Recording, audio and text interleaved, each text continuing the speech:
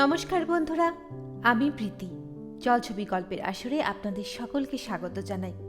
আজ আপনারা শুনবেন শ্রদ্ধেয় লেখক রবীন্দ্রনাথ ঠাকুরের লেখা একটি ছোট গল্প শাস্তি। তার আগে বলে রাখি, প্রত্যেক মঙ্গলবার এবং শনিবার ঠিক রাত 9টায় জলছবিতে আপনারা পেয়ে যাবেন নতুন নতুন গল্প। তাই এখনো পর্যন্ত যারা জলছবি চ্যানেলটিকে সাবস্ক্রাইব করেননি তারা অবশ্যই সাবস্ক্রাইব করে রাখবেন। শুরু করছি আজকের গল্প শাস্তি।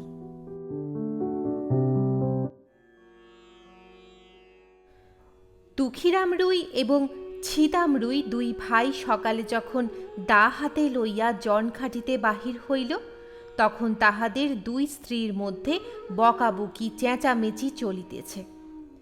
কিন্তু প্রকৃতির অন্যান্য নানাবিধ নিত্য কলরবের ন্যায় এই কলহ কোলাহলও পাড়াশুদ্ধ লোকের অভ্যাস হইয়া গেছে। তীব্র কণ্ঠস্বর শুনিবা মাত্র লোকে পরস্পরকে বলে, হই রে, বাঁধিয়া গিয়াছে। অর্থাৎ যেমনটি আশা করা যায় ঠিক তেমনিটি ঘটিয়াছে। আজও স্বভাবের নিয়মের কোনরূপ ব্যত্যয় হয় নাই। প্রভাতে পূর্ব দিকে সূর্য উঠিলে যেমন কেহ তাহার কারণ জিজ্ঞাসা করে না, তেমনি এই কুড়িদের বাড়িতে দুই জায়ের মধ্যে যখন একটা হৈ হৈ পড়িয়া যায়, তখন তাহার কারণ নির্ণয়ের জন্য কাহারও কোনরূপ কৌতূহলের উদ্রেক হয় না। অবশ্য এই কোন্দল আন্দোলন প্রতিবেশীদের অপেক্ষা যে দুই স্বামীকে বেশি স্পর্শ করিত তাহা সন্দেহ নাই, কিন্তু সেটা তাহারা কোনরূপ অসুবিধার মধ্যে গণ্য করিত না। তাহারা দুই ভাই যেন দীর্ঘ সংসার পথ একটা এক্কা গাড়িতে করিয়া চলিয়াছে। দুই দিকের দুই স্প্রিংবিহীন চাকার অবিশ্রাম ছড়ছড় খড়খড় শব্দটাকে জীবন রথযাত্রার একটা বিধিবিহিত নিয়মের মধ্যেই ধরিয়া লইয়াছে। বরঞ্চ ঘরে যেদিন কোনো শব্দমাত্র নাই, সমস্ত থমথম ছমছম করিতেছে, সেদিন একটা আসন্ন অনৈসর্গিক উপদ্রবের আশঙ্কা জন্মিত। সেদিন যে কখন কি হইবে তাহা কেহ হিসাব করিয়া বলিতে পারিত না। আমাদের গল্পের ঘটনা যেদিন আরম্ভ হইল, সেদিন সন্ধ্যার প্রাককালে দুই ভাই যখন জন খাটিয়া শ্রান্ত দেহে ঘরে ফিরিয়া আসিল, তখন দেখিল স্তব্ধ গৃহ গম গম করিতেছে। বাহিরেও অত্যন্ত গুমুট। দুই প্রহরের সময় খুব এক পশলা বৃষ্টি হইয়া গিয়াছে। এখনও চারিদিকে মেঘ জমিয়া আছে, বাতাসের লেশ মাত্র নাই। বর্ষায় খড়ের চারিদিকে জঙ্গল এবং আগাছাগুলা অত্যন্ত বাড়িয়া উঠিয়াছে। সেখান হইতে এবং জলমগ্ন পাটের ক্ষেত হইতে সিক্ত উদ্ভিজের ঘন গন্ধবাষ্প চতুর্দিকে একটি নিশ্চল প্রাচীরের মতো জমাট হইয়া দাঁড়াইয়া আছে। গোয়ালের পশ্চাৎবর্তী ডোবার মধ্য হইতে ভেগ ডাকিতেছে এবং ঝিল্লি রবে সন্ধ্যার নিস্তব্ধ আকাশ একেবারে পরিপূর্ণ। অদূরে বর্ষার পদ্মা নবমেঘচ্ছায়ায় বড় স্থির এবং ভয়ঙ্কর ভাব ধারণ করিয়া চলিয়াছে। শস্যক্ষেত্রের অধিকাংশই ভাঙিয়া লোকালয়ের কাছাকাছি আসিয়া পড়িয়াছে। এমনকি ভাঙনের ধারে দুই চারিটা আম কাঁঠাল গাছের শিকড় বাহির হইয়া দেখা দিয়াছে, যেন তাহাদের নিরুপায় মুষ্টির প্রসারিত অঙ্গুলিগুলি শূন্যে একটা কিছু অন্তিম অবলম্বন আঁকড়াইয়া ধরিবার চেষ্টা করিতেছে। দুঃখীরাম এবং ছিদাম সেদিন জমিদারের কাছারি ঘরে কাজ করিতে গিয়াছিল। ওপারের চরে জলি ধান পাকিয়াছে। বর্ষায় চর ভাসিয়া যাইবার পূর্বেই ধান কাটিয়া লইবার জন্য দেশের দরিদ্র লোক মাত্রেই কেহবা নিজের ক্ষেতে কেহবা পাট খাটিতে নিযুক্ত হইয়াছে। কেবল কাছারি হইতে পেয়াদা আসিয়া এই দুই ভাইকে জবরদস্তি করিয়া ধরিয়া লইয়া গেল। কাছারি ঘরে চাল ভেদ করিয়া স্থানে স্থানে জল পড়িতেছিল, তাহাই সারিয়া দিতে এবং গোটা কতক ঝাঁপ নির্মাণ করিতে তাহারা সমস্ত দিন খাটিয়াছে। বাড়ি আসিতে পায় নাই। কাছারি হইতেই কিঞ্চিত জলপান খাইয়াছে। মধ্যে মধ্যে বৃষ্টিতেও ভিজিতে হইয়াছে। উচিত মতো পাওনা মজুরি পায় নাই, এবং তাহার পরিবর্তে যে সকল অন্যায় কটুকথা শুনিতে হইয়াছে সে তাহাদের পাওনার অনেক অতিরিক্ত। পথের কাদা এবং জল ভাঙিয়া সন্ধ্যাবেলায় বাড়ি ফিরিয়া আসিয়া দুই ভাই দেখিল ছোট যা চন্দ্রা ভূমিতে অঞ্চল পাতিয়া চুপ করিয়া পড়িয়া আছে। আজিকার এই মেঘলা দিনের মতো সেও মধ্যাহ্নে প্রচুর অশ্রু বর্ষণপূর্বক সায়াহ্নের কাছাকাছি ক্ষান্ত দিয়া অত্যন্ত গুমট করিয়া আছে। আর বড় যা রাধা মুখটা মস্ত করিয়া দাওয়ায় বসিয়াছিল। তাহার 1.5 বৎসরের ছোট ছেলেটি কাঁদিতেছিল। দুই ভাই যখন প্রবেশ করিল দেখিল উলঙ্গ শিশু প্রাঙ্গণের এক পার্শ্বে চিত হইয়া পড়িয়া ঘুমাইয়া আছে। ক্ষুদিত দুঃখীরাম আর কাল বিলম্ব না করিয়া বলিল, ভাত দে। বড় বউ বারুদের বস্তায় স্ফুলিঙ্গের মতো এক মুহূর্তেই তীব্র কণ্ঠস্বর আকাশ পরিমাণ করিয়া বলিয়া উঠিল, ভাত কোথায় যে ভাত দিব? তুই কি চাল দিয়া গিয়াছিলি? আমি কি নিজে রোজগার করিয়া আনিব? সারাদিনের শ্রান্তি ও লাঞ্ছনার পর অন্নহীন নিরানন্দ অন্ধকার ঘরে প্রজ্বলিত ক্ষুধা নলে গৃহিণীর রুক্ষ বচন, বিশেষত শেষ কথাটার গোপন কুৎসিত শ্লেষ দুঃখীরামের হঠাৎ কেমন একেবারেই অসহ্য হইয়া উঠিল। ক্রুদ্ধ ব্যাঘ্রের ন্যায় গম্ভীর গর্জনে বলিয়া উঠিল, কি বললি?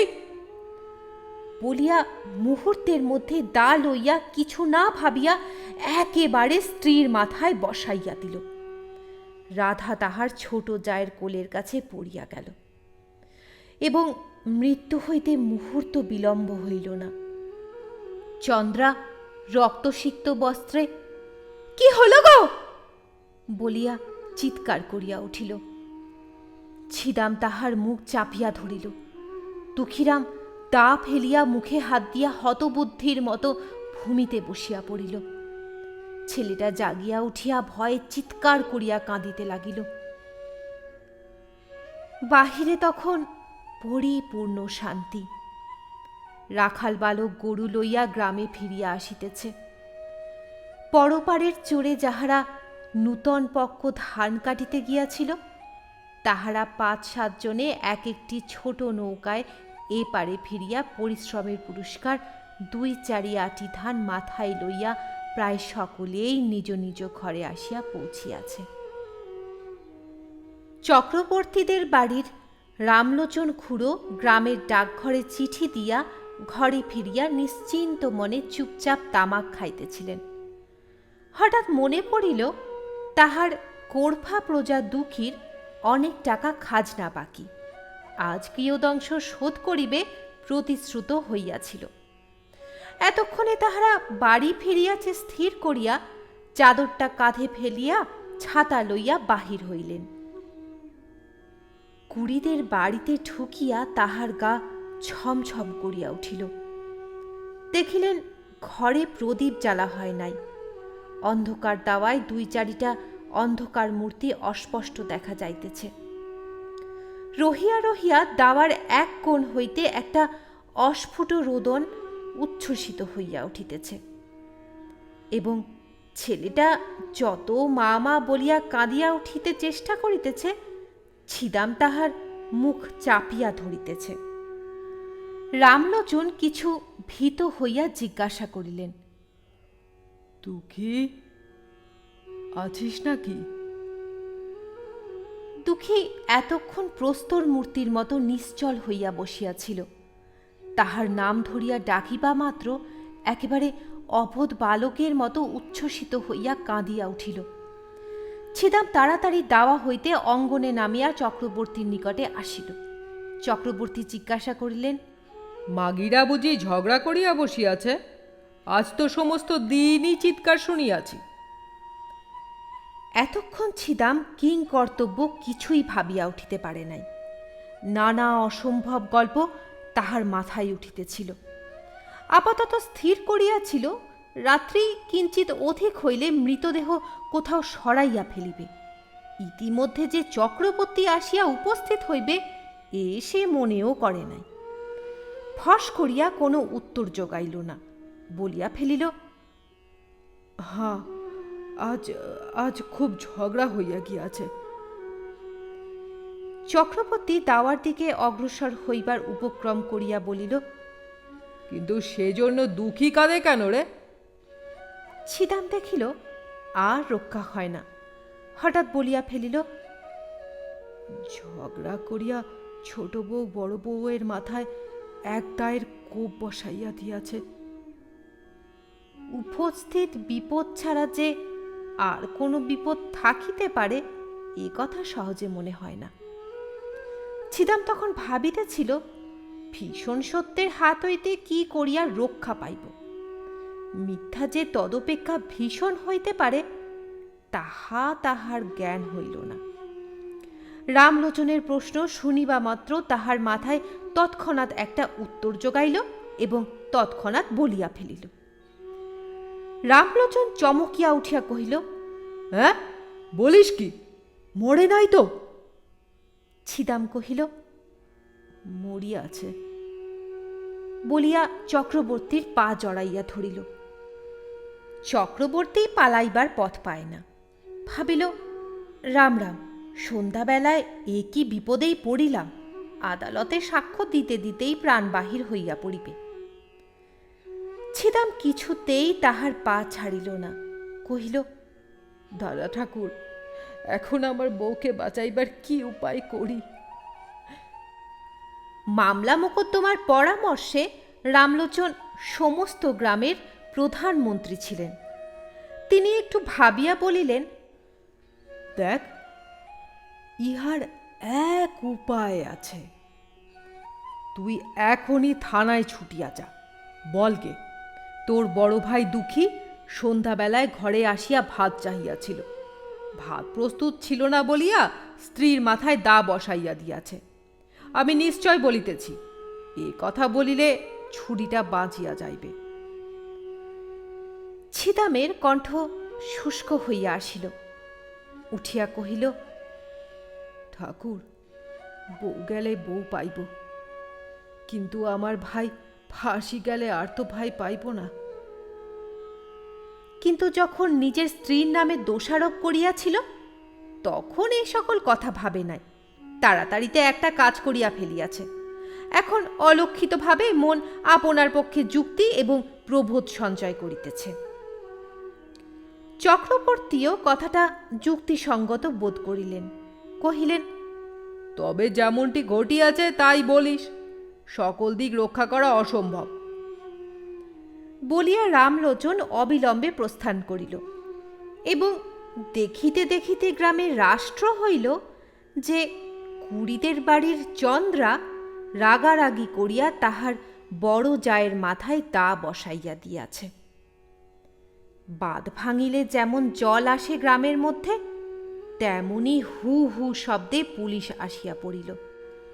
অপরাধী এবং নিরপরাধী সকলেই বিষম উদ্বিগ্ন হইয়া উঠিল। ছিদাম ভাবিল, যে পথ কাটিয়া ফেলিয়াছি সেই পথেই চলিতে হইবে। সে চক্রবর্তীর কাছে নিজ মুখে এক কথা বলিয়া ফেলিয়াছে, সে কথা গা শুদ্ধ রাষ্ট্র হইয়া পড়িয়াছে। এখন আবার আর একটা কিছু প্রকাশ হইয়া পড়িলে কি জানি কি হইতে কি হইয়া পড়িবে, সে নিজেই কিছু ভাবিয়া পাইল না। মনে করিল, কোনো মতে সে কথাটা রক্ষা করিয়া তাহার সহিত আরও 5টা গল্প জুড়িয়া স্ত্রীকে রক্ষা করা ছাড়া আর কোনো পথ নাই। ছিদাম তাহার স্ত্রী চন্দ্রাকে অপরাধ নিজ স্কন্ধে লইবার জন্য অনুরোধ করিল। সে তো একেবারে বজ্রাহত হইয়া গেল। ছিদাম তাহাকে আশ্বাস দিয়া কহিল, যাহা বলিতেছি তাই কর, তোর কোনো ভয় নাই, আমরা তোকে বাঁচাইয়া দিব। আশ্বাস দিল বটে, কিন্তু গলা শুকাইল, মুখ পাংশুবর্ণ হইয়া গেল। চন্দ্রার বয়স 17-18 অধিক হইবে না। মুখখানি হৃষ্টপুষ্ট গোলকাল, শরীরটি অনতি দীর্ঘ, আটোসাটো, সুস্থ সবল অঙ্গ প্রত্যঙ্গের মধ্যে এমন একটি সৌষ্ঠব আছে যে চলিতে ফিরিতে নড়িতে চড়িতে দেহের কোথাও যেন কিছু বাধে না। একখানি নূতন তৈরি নৌকার মতো, বেশ ছোট এবং সুডোল, অত্যন্ত সহজে সরে এবং তাহার কোথাও কোনো গ্রন্থি শিথিল হইয়া যায় নাই। পৃথিবীর সকল বিষয়েই তাহার একটা কৌতুক এবং কৌতূহল আছে। পাড়ায় গল্প করিতে যাইতে ভালোবাসে এবং কুম্ভকক্ষে ঘাটে যাইতে আসিতে 2 অঙ্গুলি দিয়া ঘোমটা ঈষৎ ফাঁক করিয়া উজ্জ্বল চঞ্চল ঘন কৃষ্ণ চোখ দুটি দিয়া পথের মধ্যে দর্শনযোগ্য যাহা কিছু সমস্ত দেখিয়া লয়। বড় বউ ছিল ঠিক তাহার উল্টা, অত্যন্ত এলোমেলো ঢিলে ঢালা, অগোছালো। মাথার কাপড়, কোলের শিশু, ঘরকন্যার কাজ কিছুই সে সামলাইতে পারিত না। হাতে বিশেষ একটা কিছু কাজও নাই, অথচ কোনো কালে যেন সে অবসর করিয়া উঠিতে পারিত না। ছোট যা তাহাকে অধিক কিছু কথা বলিত না, মৃদুস্বরে 2-1 তীক্ষ্ণ দংশন করিত, আর সে হাউ হাউ দাউ দাউ করিয়া রাগিয়া মাগিয়া বকিয়া ঝকিয়া সারা হইত এবং পাড়া শুদ্ধ অস্থির করিয়া তুলিত। এই 2 জুড়ি স্বামী স্ত্রীর মধ্যেও স্বভাবের একটা আশ্চর্য ঐক্য ছিল। দুঃখীরাম মানুষটা কিছু বৃহদায়তনের, হাড়গুলো খুব চওড়া, নাসিকা খর্ব, 2টি চক্ষু এই দৃশ্যমান সংসারকে যেন ভালো করিয়া বোঝে না, অথচ ইহাকে কোনরূপ প্রশ্ন করিতেও চায় না। এমন নিরীহ অথচ ভীষণ, এমন সবল অথচ নিরুপায় মানুষ অতি দুর্লভ। আর ছিদামকে একখানি চকচকে কালো পাথরে কে যেন বহু যত্নে কুঁদিয়া গড়িয়া তুলিয়াছে, লেশ মাত্র বাহুল্য বর্জিত, এবং কোথায় যেন কিছু টোল খায় নাই। প্রত্যেক অঙ্গটি বলের সহিত নৈপুণ্যের সহিত মিশিয়া অত্যন্ত সম্পূর্ণতা লাভ করিয়াছে। নদীর উচ্চ পার হইতে লাফাইয়া পড়ুক, লগি দিয়া নৌকা ঠেলুক, বাঁশগাছ চড়িয়া বাছিয়া বাছিয়া কঞ্চি কাটিয়া আনুক, সকল কাজেই তাহার একটি পরিমিত পরিপাট্য, একটি অবলীলাকৃত শোভা প্রকাশ পায়। বড় বড় কালো চুল তেল দিয়া কপাল হইতে যত্নে আঁচড়াইয়া তুলিয়া কাঁধে আনিয়া ফেলিয়াছে। বেশভূষা সাজসজ্জায় বিলক্ষণ একটু যত্ন আছে। অপরাপর গ্রাম্য বধূদিগের সৌন্দর্যের প্রতি যদিও তাহার উদাসীন দৃষ্টি ছিল না, কিন্তু তাহাদের চক্ষে আপনাকে মনোরম করিয়া তুলিবার ইচ্ছা তাহার যথেষ্ট ছিল। তবু ছিদাম তাহার যুবতী স্ত্রীকে একটু বিশেষ ভালোবাসিত। উভয়ে ঝগড়াও হইত, ভাবও হইত, কেহ কাহাকেও পরাস্ত করিতে পারিত না। আরেকটি কারণে উভয়ের মধ্যে বন্ধন কিছু সুদৃঢ় ছিল। ছিদাম মনে করিত চন্দ্রা যেরূপ চটুল চঞ্চল প্রকৃতির স্ত্রীলোক, তাহাকে যথেষ্ট বিশ্বাস নাই, আর চন্দ্রা মনে করিত আমার স্বামীটির চতুর্দিকেই দৃষ্টি, তাহাকে কিছু কষাকষি করিয়া না বাঁধিলে কোন দিন হাতছাড়া হইতে আটক নাই। উপস্থিত ঘটনা ঘটিবার কিছুকাল পূর্বে হইতেই স্ত্রী পুরুষের মধ্যে ভারী একটা গোলযোগ চলিতেছিল। চন্দ্রা দেখিয়াছিল তাহার স্বামী কাজের ওজর করিয়া মাঝে মাঝে দূরে চলিয়া যায়, এমনকি 2-1 দিন অতীত করিয়া আসে, অথচ কিছু উপার্জন করিয়া আনে না। লক্ষণ মন্দ দেখিয়া সেও কিছু বাড়াবাড়ি দেখাইতে লাগিল। যখন তখন ঘাটে যাইতে আরম্ভ করিল এবং পাড়া পর্যটন করিয়া আসিয়া কাশী মজুমদারের মেজ ছেলেটির প্রচুর ব্যাখ্যা করিতে লাগিল। ছিদামের দিন এবং রাত্রিগুলির মধ্যে কে যেন বিষ মিশাইয়া দিল। কাজে কর্মে কোথাও একদণ্ড গিয়া সুস্থির হইতে পারে না। একদিন ভাজকে আসিয়া ভারী ভৎসনা করিল। সে হাত নাড়িয়া ঝংকার দিয়া অনুপস্থিত মৃত পিতাকে সম্বোধন করিয়া বলিল, ও মেয়ে ঝড়ের আগে ছোটে, উহাকে আমি সামলাইব। আমি জানি ও কোন দিন কি সর্বনাশ করিয়া বসিবে। চন্দ্রা পাশের ঘর হইতে আসিয়া আস্তে আস্তে কহিল, কেন দিদি, তোমার এত ভয় কিসের? এই দুই যায় বিষম দ্বন্দ্ব বাঁধিয়া গেল। ছিদাম চোখ পাকাইয়া বলিল, এবার যদি কখনো শুনি তুই 1 লাখ ঘাটে গিয়াছিস, তোর হাড় গুঁড়াইয়া দেব। চন্দ্রা বলিল, তাহা হইলে তো হাড় জুড়ায়, বলিয়া তৎক্ষণাৎ বাহিরে যাইবার উপক্রম করিল।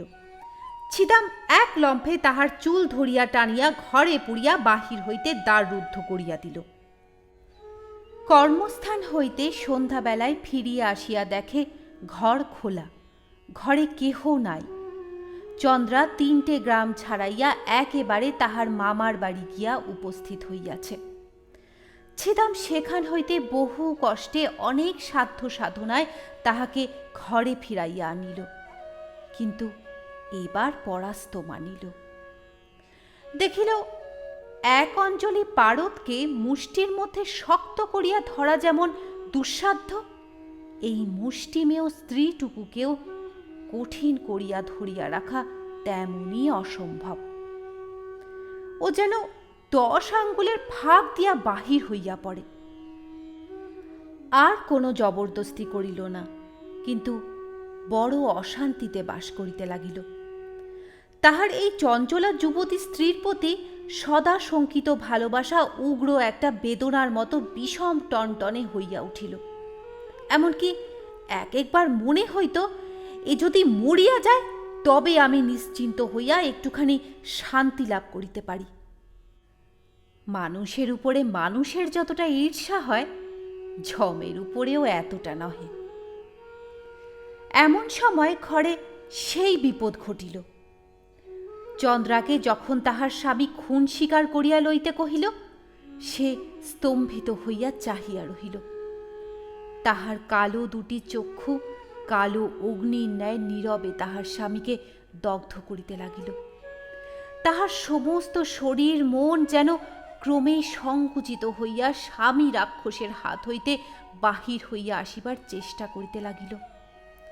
তাহার সমস্ত অন্তরাত্মা একান্ত বিমুখ হইয়া দাঁড়াইল। ছিদাম আশ্বাস দিল, তোমার কিছু ভয় নাই বলিয়া পুলিশের কাছে ম্যাজিস্ট্রেটের কাছে কি বলিতে হইবে বারবার শিখাইয়া দিল। চন্দ্রা সে সমস্ত দীর্ঘ কাহিনী কিছুই শুনিল না, কাঠের মূর্তি হইয়া বসিয়া রহিল। সমস্ত কাজেই ছিদামের উপর দুঃখীরামের একমাত্র নির্ভর। ছিদাম যখন চন্দ্রার উপর দোষারোপ করিতে বলিল, দুঃখী বলিল, তাহা হইলে বৌমার কি হইবে? ছিদাম কহিল, উহাকে আমি বাঁচাইয়া দিব। বৃহৎ কায় দুঃখীরাম নিশ্চিন্ত হইল। ছিদাম তাহার স্ত্রীকে শিখাইয়া দিয়াছিল যে, তুই বলিস বড় যা আমাকে বঁটি লইয়া মারিতে আসিয়াছিল, আমি তাহাকে দা লইয়া ঠেকাইতে গিয়া হঠাৎ কেমন করিয়া লাগিয়া গিয়াছে। এই সমস্তই রামলোচনের রচিত। ইহার অনুকূলে যে যে অলঙ্কার এবং প্রমাণ প্রয়োগের আবশ্যক, তাহাও সে বিস্তারিতভাবে ছিদামকে শিখাইয়াছিল। পুলিশ আসিয়া তদন্ত করিতে লাগিল। চন্দ্রাই যে তাহার বড় যাকে খুন করিয়াছে, গ্রামের সকল লোকের মনে এই বিশ্বাস বদ্ধমূল হইয়া গিয়াছে। সকল সাক্ষীর দ্বারাই সেই রূপ প্রমাণ হইল। পুলিশ যখন চন্দ্রাকে প্রশ্ন করিল, চন্দ্রা কহিল, হ্যাঁ, আমি খুন করিয়াছি। কেন খুন করিয়াছ? আমি তাহাকে দেখিতে পারিতাম না। কোনো বচসা হইয়াছিল? না। সে তোমাকে প্রথমে মারিতে আসিয়াছিল? না। তোমার প্রতি কোনো অত্যাচার করিয়াছিল? না। এইরূপ উত্তর শুনিয়া সকলে অবাক হইয়া গেল। ছিদাম তো একেবারে অস্থির হইয়া উঠিল, কহিল, উনি ঠিক কথা বলিতেছেন না। বড় বউ প্রথমে। দারোগা খুব এক তাড়া দিয়া তাহাকে থামাইয়া দিল। অবশেষে তাহাকে বিধিমতো জেরা করিয়া বারবার সেই একই উত্তর পাইল। বড় বউয়ের দিক হইতে কোনরূপ আক্রমণ চন্দ্রা কিছুতেই স্বীকার করিল না। এমন একগুঁয়ে মেয়ে তো দেখা যায় না, একেবারে প্রাণপণে ফাঁসি কাষ্ঠের দিকে ঝুঁকিয়াছে, কিছুতেই তাহাকে টানিয়া রাখা যায় না। এ কি নিদারুণ অভিমান! চন্দ্রা মনে মনে স্বামীকে বলিতেছে, আমি তোমাকে ছাড়িয়া আমার এই নবযৌবন লইয়া ফাঁসি কাঠকে বরণ করিলাম, আমার ইহজন্মের শেষ বন্ধন তাহার সহিত। বন্দিনী হইয়া চন্দ্রা একটি নিরীহ ক্ষুদ্র চঞ্চল কৌতুক প্রিয় গ্রামবধূ চির পরিচিত গ্রামের পথ দিয়া, রথতলা দিয়া, ঘাটের মধ্য দিয়া, হাটের মধ্য দিয়া, মজুমদারের বাড়ির সম্মুখ দিয়া, পোস্ট অফিস এবং স্কুল ঘরের পার্শ্ব দিয়া, সমস্ত পরিচিত লোকের চক্ষের উপর দিয়া কলঙ্কের ছাপ লইয়া চিরকালের মতো গৃহ ছাড়িয়া চলিয়া গেল।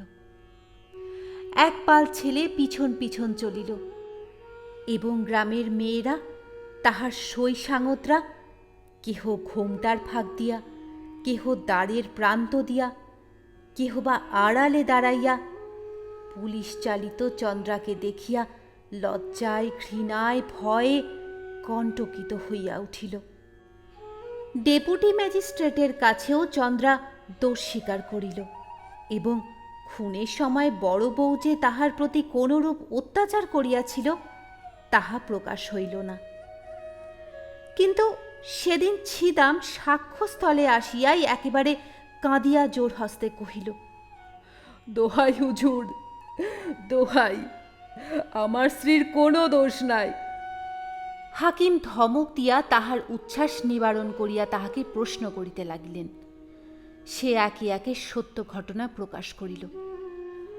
হাকিম তাহার কথা বিশ্বাস করিলেন না, কারণ প্রধান বিশ্বস্ত ভদ্রসাক্ষী রামলোচন কহিল, খুনের অনতি বিলম্বেই আমি ঘটনাস্থলে উপস্থিত হইয়াছিলাম।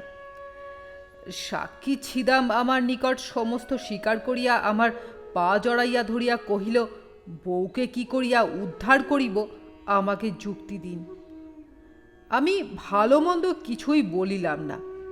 সাক্ষী আমাকে বলিল, আমি যদি বলি আমার বড় ভাই ভাত চাহিয়া ভাত পায় নাই বলিয়া রাগের মাথায় স্ত্রীকে মারিয়াছে, তাহা হইলে সে কি রক্ষা পাইবে? আমি কহিলাম, খবরদার হারামজাদা, আদালতে এক বর্ণও মিথ্যা বলিস না, এত বড় মহাপাপ আর নাই, ইত্যাদি ইত্যাদি।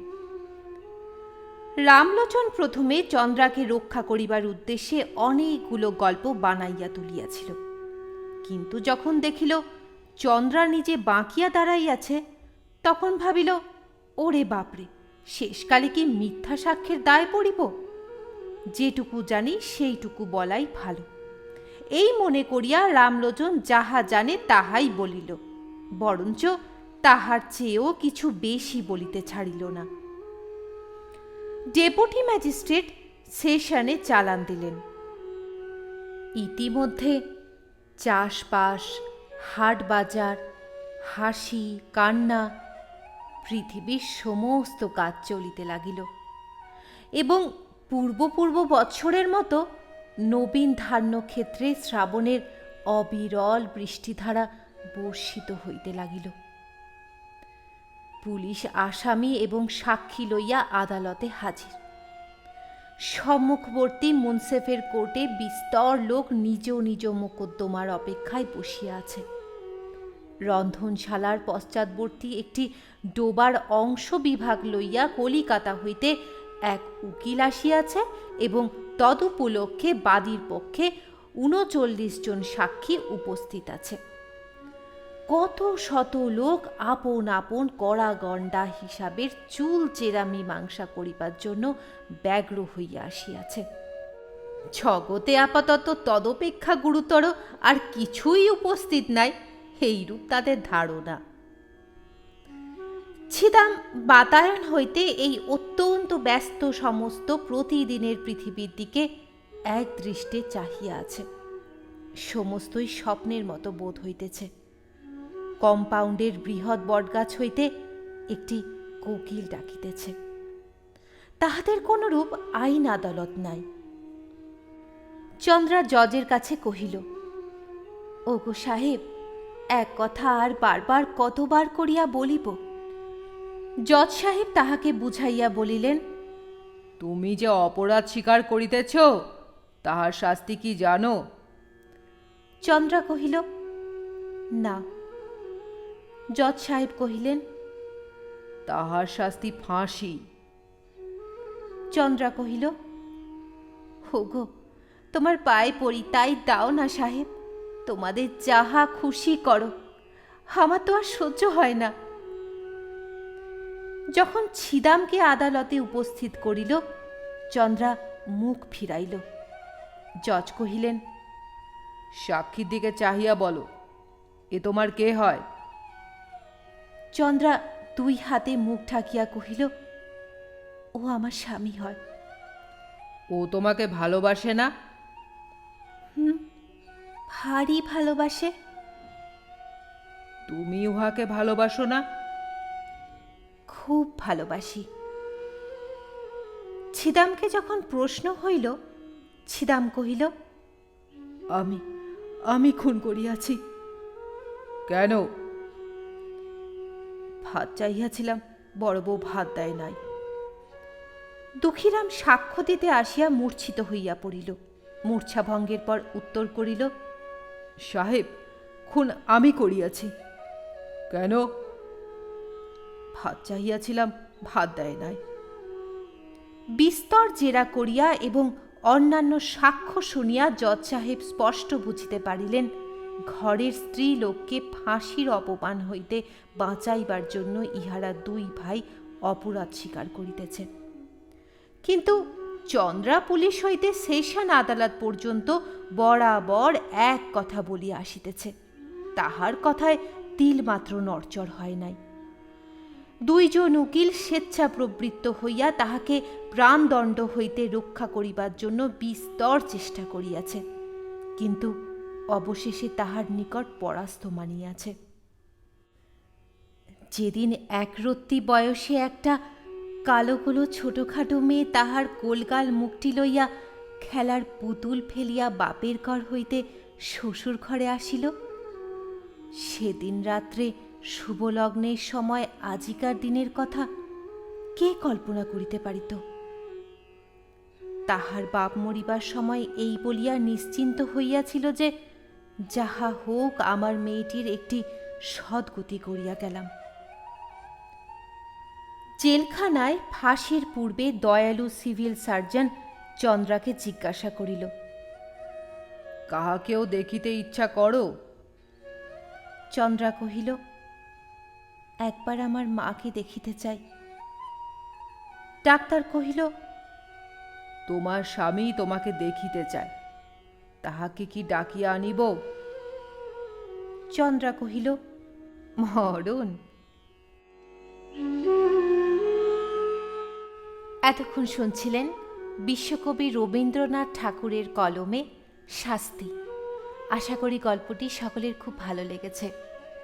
আরও আরেকবার মনে করিয়ে দিই, প্রত্যেক মঙ্গলবার এবং শনিবার ঠিক রাত 9টায় জলছবিতে আপনারা পেয়ে যাবেন নতুন নতুন গল্প। তাই এখনও পর্যন্ত যারা জলছবি চ্যানেলটিকে সাবস্ক্রাইব করেননি তারা অবশ্যই সাবস্ক্রাইব করে রাখবেন। এখনকার মতো আসি তাহলে, ধন্যবাদ।